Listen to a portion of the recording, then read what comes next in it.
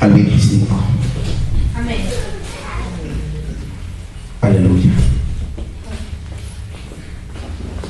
Estoy predicando en el Evangelio según San Juan de una forma sistemática.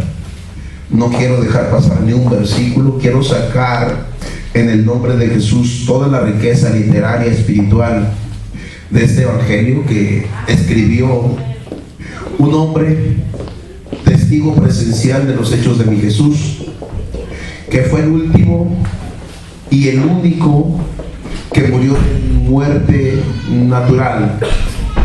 Aunque no quiero decir con esto que no sufrió, se piensa que murió en prisión, en la cárcel, en una isla llamada Patmos.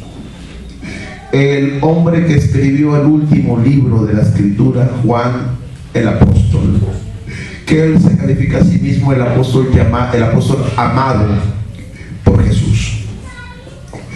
Hermanos, a mí yo me gozo cuando hablo de estos hombres y me lleno de emoción. Créame, una emoción de los cielos, una emoción que me llena, me sacude mi alma cuando me imagino el sufrimiento de estos hombres y en la presencia del Señor.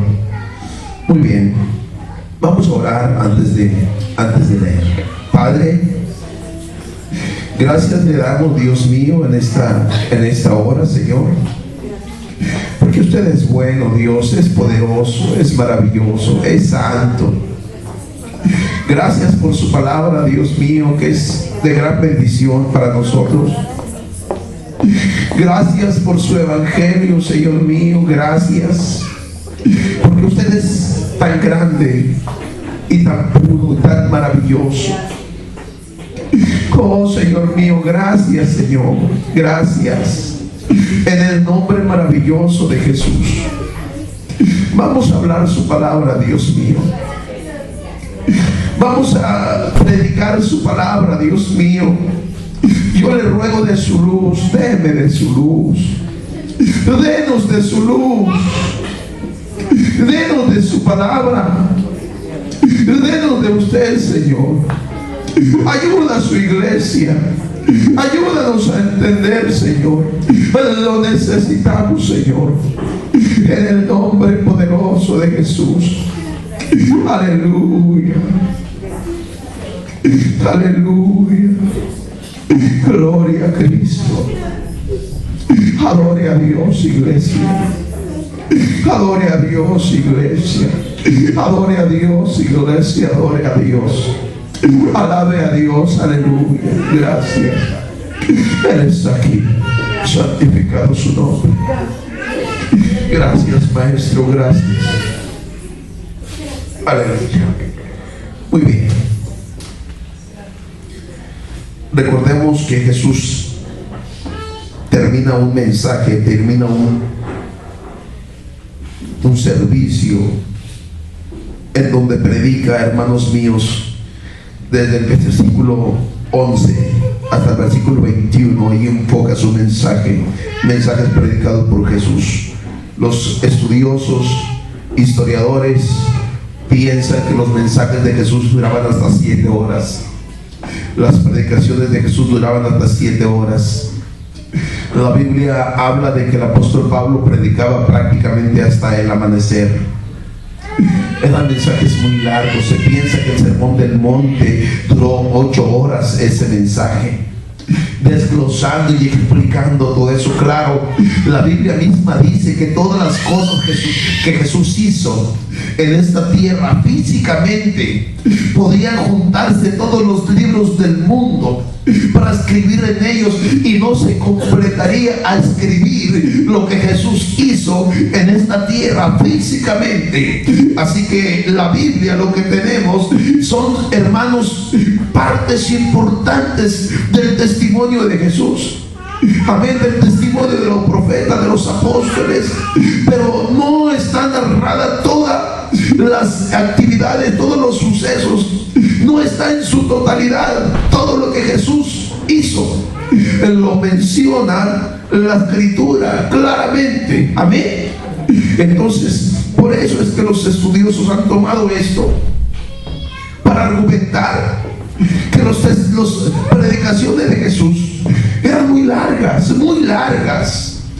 Y de tal manera es que cuando Jesús les da alimento a aquellos 5,000 hombres y otras tantas mujeres y niños, pues hermanos, se piensa que había comenzado el mensaje muy temprano. Por eso los apóstoles: Señor, ya es tarde, la gente tiene hambre. En una predicación de 1 hora, en una predicación de 2 horas, no da mucha hambre, no da hambre. Si la gente almuerza en la mañana, vienen aquí tranquilamente. Pero si el mensaje se prolonga 4, 5, 6 o 7 horas, seguramente usted va a tener hambre física, pero estará comiendo alimento espiritual. Entonces, qué hermosos mensajes de Jesús. Amén. Estamos aquí. Amén. Termina Jesús de predicar, versículo 21, y nos pasamos al versículo 22. Dice: pasando esto, vino Jesús con sus discípulos a la tierra de Judea, y estaba allí con ellos. ¿Con quién? Con los discípulos. Y bautizaba, es decir, seguía predicando. La gente se seguía entregando a él. Y bautizaba también Juan en Enón, junto a Salim, porque había allí muchas aguas, y venían y eran bautizados, porque Juan no había sido aún puesto en la cárcel. Y hubo cuestión entre los discípulos de Juan y los judíos acerca de la purificación. Amén. Hasta ahí vamos a quedarnos. Siéntese, por favor. Meditando en mi corto entendimiento, porque la verdad es que es corto para tantas riquezas que nuestro Jesús tiene en la Escritura. Jesús todos los días de su ministerio trabaja. Todos los días de su ministerio predica. Y predica largas horas. Amén. Y mucha gente se agolpa, se aglomera, se junta, esperando, muchos, la gran mayoría, saciar, hermanos, el hambre o la curiosidad. ¿Quién es ese que ha venido? Amén. A robar la atención del mundo, o a llamar la atención del mundo. Me retracto de a robar la atención. ¿Quién es ese que ha venido a trastocar la paz o la vida de muchos, las costumbres de muchos? ¿Qué mensaje es ese? ¿Qué palabra trae ese hombre? Aleluya. Recordemos que antes de que Jesús venga, Juan está predicando. Juan el Bautista está predicando y está bautizando en el Jordán. Amén. Y mucha gente viene a Juan, pero el trabajo de Juan está por cumplirse, está por concluirse. Juan el Bautista había predicado de que atrás de él venía uno mayor que él, que era antes que Juan no se consideraba ni siquiera digno de desatar la correa de sus zapatos. Y la gente venía a Juan escuchando el mensaje de Juan y se bautizaban por Juan. Amén. Pero Juan les reprendía y les mencionaba diciendo: hagan frutos dignos de arrepentimiento. No piensen que con el bautismo serán salvos. El bautismo no los va a salvar. Hagan frutos dignos de arrepentimiento. Y no digan que son hijos de la promesa, que son hijos de Abraham, porque Abraham, o porque Dios puede levantar hijos a Abraham, aún de las mismas piedras. Amén. Pero luego llega ese y Juan dice: dice: he ahí el Cordero de Dios, Aleluya. que quita el pecado del mundo. Ese es el que yo dije que es primero que yo, porque era antes que yo. Ese es, he ahí el Cordero de Dios. Aleluya. Aleluya. Pero la Biblia dice, Juan dice que lo vio de lejos, no se le acercó, solamente lo señaló. Luego resulta que Jesús empieza a predicar, y por un lado Juan y por otro lado Jesús. Imagínense lo que está sucediendo en aquella región de Judea y de Israel. Imagínense lo que está pasando allá en la tierra de los hebreos. Algo está trastornando, algo está cambiando el mundo. ¿Por qué cambiando el mundo? Porque hacía 400 años que no había mensaje de Dios. Amén. Hacía 400 años que no había noticias de Dios, o alguien que hablara la palabra de Dios, o alguien que trajera profecía de Dios. 400 años, aleluya. ¿Esto a usted le parece poco? No tenía noticias de Dios, no había palabra de Dios. Cuando yo no sé de mi familia, en un día yo estoy llamando por teléfono, o más bien siempre tengo noticias de mi familia. 2 o 3 horas les hablo por teléfono, me comunico con ellos. Pero aquel pueblo de Dios no recibía palabra de Dios por 400 años. Resulta que viene uno que habla diferente a todos. Este es Juan el Bautista, y empieza a romper con esas tradiciones hebreas, judías, en el aspecto sacerdotal, porque este hombre, siendo hijo del sumo sacerdote, predica en el desierto y bautiza. Nunca antes se había escuchado del bautismo, y nunca antes un hijo de un sacerdote hablaba fuera del santuario y con la autoridad que Juan tenía. Aleluya. Aleluya. Aleluya. Yo espero que despierte con el discurso de la predicación y que alabe a Dios, hermanos. Gloria a Dios. Gloria a Dios. Que alabe a Dios, porque usted debe de alabar al Señor, debe de glorificar al Señor. Amén. Y no por lo que yo hablo, sino por lo que habla el Señor, por el testimonio del Señor, por la palabra del Señor. Porque aquel pueblo se alegró cuando llegó Juan. Llegó la esperanza que estaban esperando, que ellos por muchos años estaban aguardando. Amén. Empieza a hablar Juan y las cosas empiezan a cambiar, pero no solamente para el pueblo de los hebreos, empezó a cambiar para nosotros. Yo no sé cuál sería la situación si los judíos todavía estuviesen esperando a ese Juan prometido, porque había sido también prometido que vendría con el espíritu de Elías. Aleluya. Y Juan viene anunciando de Jesús, y Jesús llega al pueblo de Israel. Claro, sabemos que no lo recibieron, no quisieron a Jesús, y a Juan Herodes le mochó la cabeza. Pero ahora usted imagínase y dése una vueltecita por allí, por el pueblo de Israel, por aquellos lugares desérticos, sin esperanza, en donde es subyugado por el pueblo romano, por los romanos, y no hay palabra de Dios. Y de repente escucha a Jesús predicando en aquel lugar. Aleluya. Aleluya. Y luego camina y ve a Juan predicando en el otro lugar. Aleluya.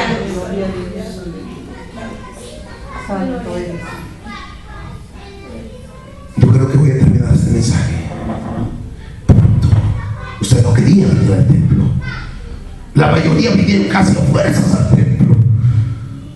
Veo los rostros así como que a mí eso que me interesa, pero me interesa tanto porque estábamos muertos en delitos y pecados. Amén. El pueblo de Israel no tenía esperanza, igual que nosotros no teníamos esperanza, Aleluya. pero llegó la esperanza. Amén. la palabra llegó de Juan, de que Jesús vendría, de que el Salvador vendría, y llegó ese Salvador. El Salvador ese llegó a mi vida. El Salvador ese llegó a mi vida.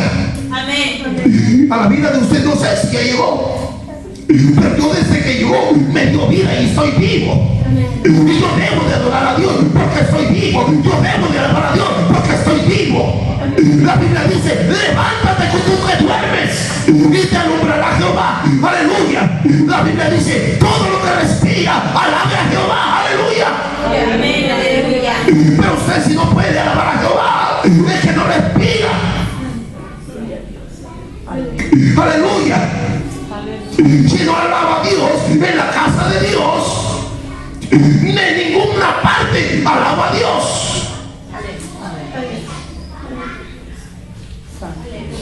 Aleluya.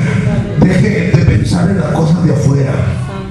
De veras se lo digo, porque aquí se percibe, hermanos, se percibe mucho la actitud de la gente que viene a la iglesia.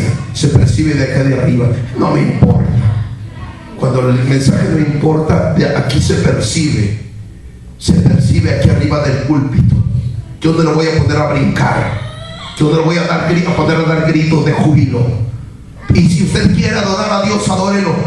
Pero si no quiere adorarlo, no venga a la iglesia, no venga al culto, no venga a buscar a Dios. Porque si no viene a buscarlo, ¿a qué viene al culto? Si no viene a alabarlo, ¿a qué viene al culto? Si no viene a escuchar su palabra, ¿a qué viene al culto? Si vino al culto, venga a adorar al Señor. Amén. Amén. Si vino al culto, venga a alabar al Señor. Aleluya.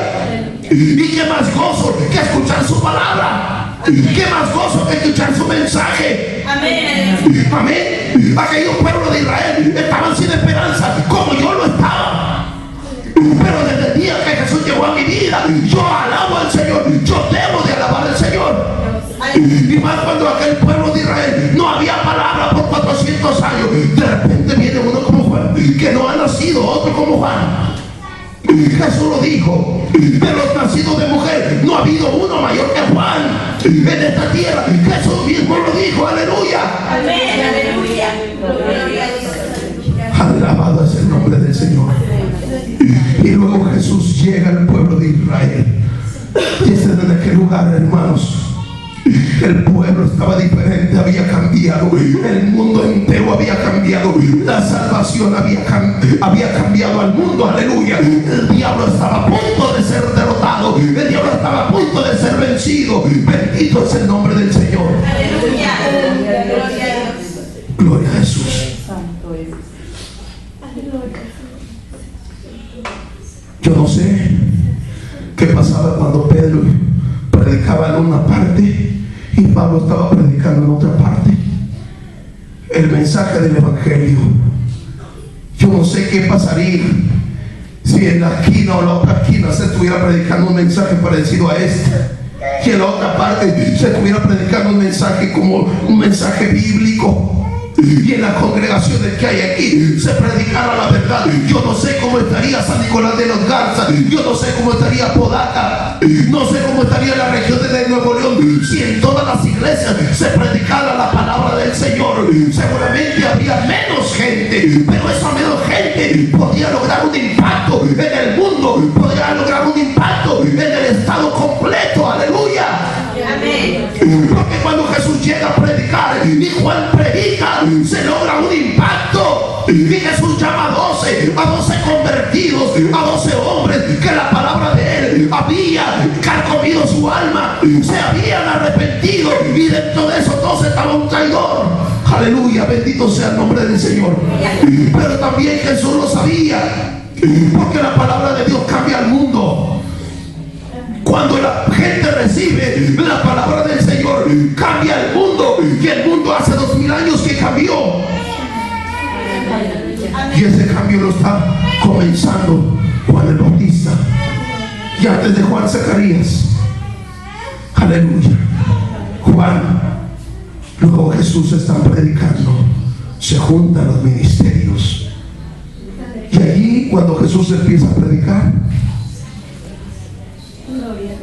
aleluya, pasando esto, vino Jesús con sus discípulos a la tierra de Judea, y estaba ahí con ellos y bautizaba. Y bautizaba también Juan el Enón, junto a Salim, porque había allí muchas aguas y venían y eran bautizados, porque Juan no había sido aún encarcelado. Y hubo preguntas, cuestiones,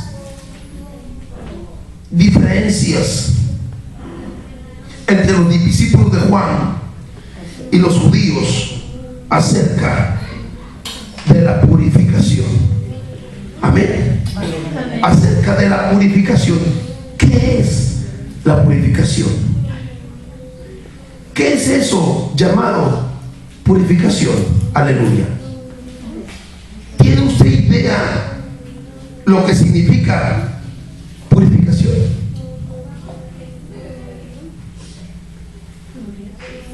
Aleluya. La palabra purificación habla de una pureza, habla de algo puro, de algo limpio, o algo que se purifica, que antes no era purificado. Recordemos que Jesús hace días estuvo en las bodas de Caná, su primer milagro, y estaban allí 6 tinajas vacías, conforme al rito de la purificación. Era un rito. La purificación era un rito, era un hábito o era una costumbre del pueblo de Israel. Amén. Que cada hombre tenía que lavar sus manos y su rostro antes de los alimentos, y siempre tenían que estar limpios, siempre. Cuando llegaban los visitantes de algún lugar, el que les hospedaba les proveía de agua y les lavaban los pies. Eso lo hacían. Lo primero que hacían era eso, lavarles los pies. Era una costumbre que se hacía, lavarle el rostro, lavarse las manos. Y estos hombres discutían acerca de ese rito de la purificación. A Jesús le preguntaron: oye, ¿por qué tus discípulos no se lavan las manos antes de comer? Todos nos lavamos las manos. Y los rudimentos de los fariseos, estos hombres la lavaban 7 veces. Se la lavaban una vez, se la limpiaban, se la lavaban otra vez, se la limpiaban, se la lavaban otra vez, se la limpiaban, se la lavaban 7 veces las manos. Y eso se le llama rudimentos de la ley. No es la ley, es la ley más ruda, exagerada de los hombres, aumentada. Por eso Jesús dijo: hay hombres que ponen cargas de los cuales ellos no son ni siquiera capaces de mover un dedo para llevarlas. Amén. Y Jesús o los discípulos de Juan están discutiendo acerca del rito de la purificación. ¿Qué opina usted de la purificación? ¿Es necesaria para usted? Yo creo que es necesaria. Que el hombre sea limpio, que el hombre sea higiénico. Sin embargo, cuando Jesús le dice a aquellos hombres: llenen esas tinajas de agua, ¿usted recuerda? Llenen esas tinajas de agua. Y muchos dicen que cambió el agua en vino. Muchos dicen que cambió el agua en vino, pero era agua. Amén. Era agua que tenía un sabor más fino que el mismo vino. Jesús no iba a embriagar a todos los invitados para enviarlos al infierno. Esto era conforme al rito de la limpieza, al rito de la purificación. Aleluya. Ahora yo quiero que usted me ayude y vaya conmigo a Efesios capítulo 5 versículo 26, porque nosotros vamos a hablar de una purificación, pero no la que están discutiendo los judíos.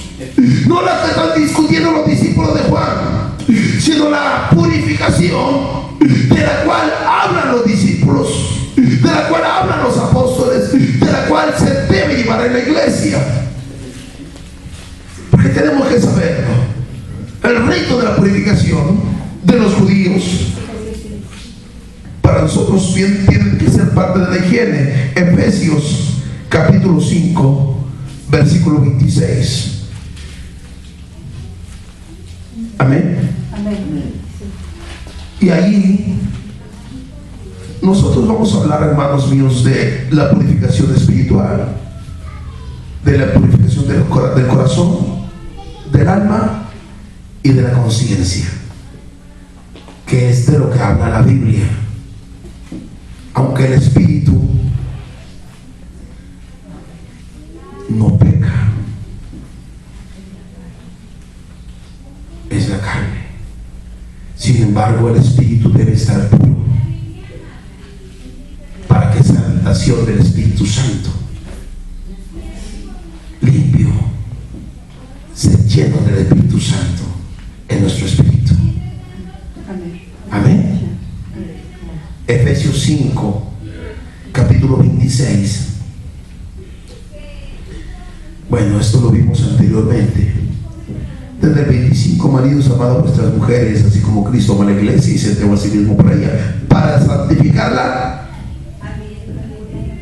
limpiándola en el lavacro del agua por la palabra, para presentársela gloriosa para sí, una iglesia que no tuviese mancha ni arruga ni cosa semejante, sino que fuese santa y sin mancha. Amén. Aleluya. Bendito es el nombre del Señor Jesucristo. Para santificarla, limpiándola en el lavacro del agua por la palabra. ¿Cómo podemos limpiar nosotros nuestro espíritu? O más bien mantenerlo limpio, mantenerlo lleno, mantenerlo con el conocimiento. La Biblia dice, hermanos míos, el apóstol está diciendo, en el lavacro del agua por la palabra. Si yo no conozco la palabra del Señor, seguramente, hermanos, voy a equivocarme y voy a estar sucio. Hay hombres que se dicen que adoran a Dios en espíritu. Escúcheme, hermano, en espíritu, pero sus obras están equivocadas, son erróneas. Y al Señor, ¿cómo se le adora? ¿Cómo? En espíritu y en verdad. ¿Y qué significa en espíritu y en verdad? Pero ¿qué significa en espíritu y en verdad? Yo no puedo adorar a Dios si vivo una vida carnal. No. Aunque hable en lenguas, aunque aúlle o dé gritos de júbilo, aunque brinque y salte y me revuelque, yo no puedo adorar a Dios si mi vida es una vida carnal. Si soy, hermanos, persuadido a vivir o a ser seducido por las pasiones carnales, esa es una cosa. Tengo que crucificar mi carne primero para poder adorar a Dios en espíritu. Amén. Pero aparte de eso, dice, los adoradores adorarán al Padre. ¿Cómo? ¿Cómo, hermanos? En espíritu y en verdad. En espíritu y en verdad. Porque tales adoradores el Padre busca que le adoren. Pero ¿cómo voy a adorarlo en la verdad si no la conozco?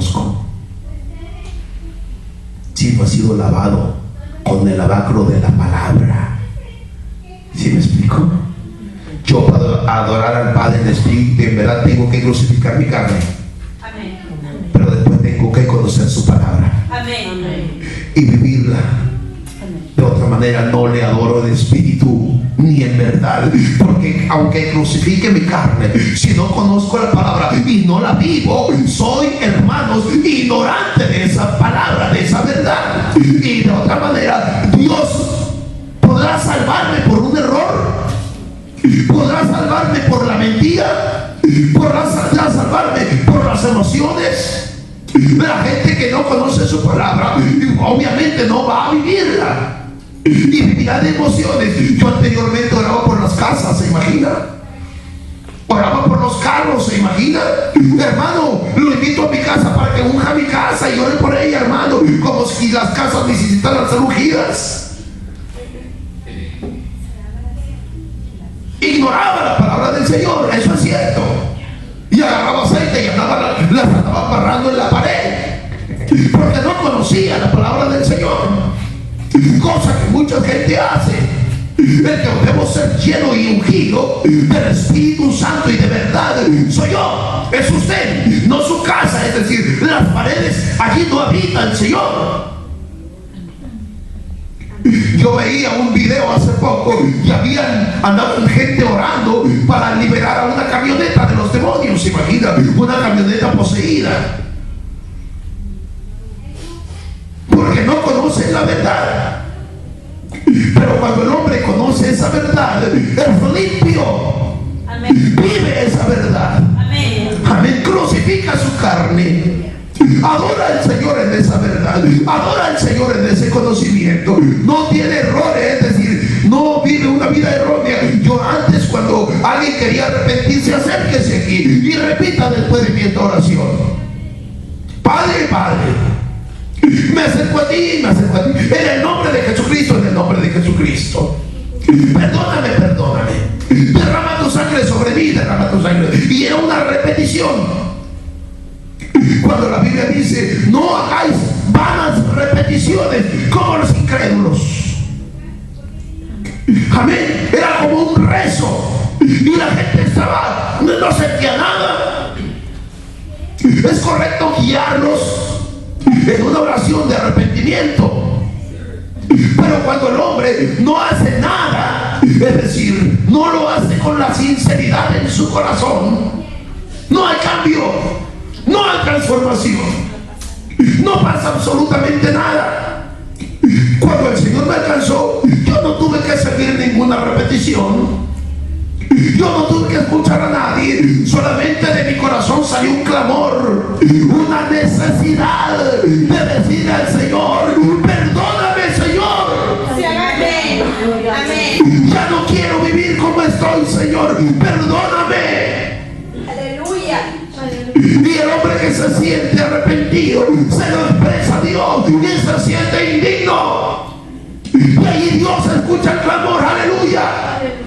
Aleluya. Aleluya. Conoce esa verdad.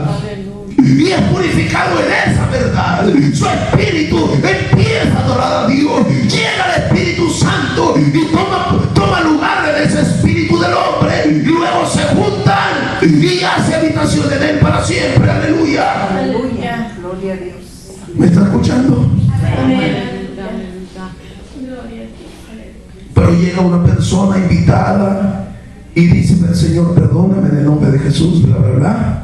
Y el que lo trajo dice: ya, Pancho ya es cristiano. E hizo su confesión de fe. Cuando una confesión de fe es una vida diaria, todos los días.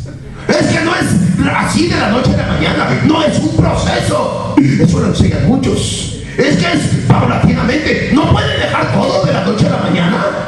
Y yo le he dicho a muchos: eso es una total mentira. Aleluya. ¿Por qué? Porque Jesús murió por nosotros de una sola vez y en un instante nos libró, nos cambió de las tinieblas a su luz admirable. Aleluya. Gloria a Dios. Mi Jesús de un solo golpe venció al diablo. Aleluya. Amén. Aleluya. Eso es lo que hizo Jesús. Porque cuando al ladrón se le corre de la casa, no se le dice, vete solamente un instante y luego te vuelves a ir, y luego te vuelves a ir, y luego te vuelves a ir, hasta que en 10 años te salgas completamente. Eso no se le dice al ladrón. Aleluya. Al ladrón se le corre Amén. de Amén. una vez, en un instante y para siempre. Amén. Cuando el hombre es transformado por la palabra, Aleluya. Aleluya. cuando es lavado por la palabra. Y cuando no es así, déjeme decirle que no ha habido tal salvación, no ha habido tal conocimiento, no ha habido tal arrepentimiento. Amén. La palabra purifica también nuestros corazones. Santiago capítulo 4 versículo 8.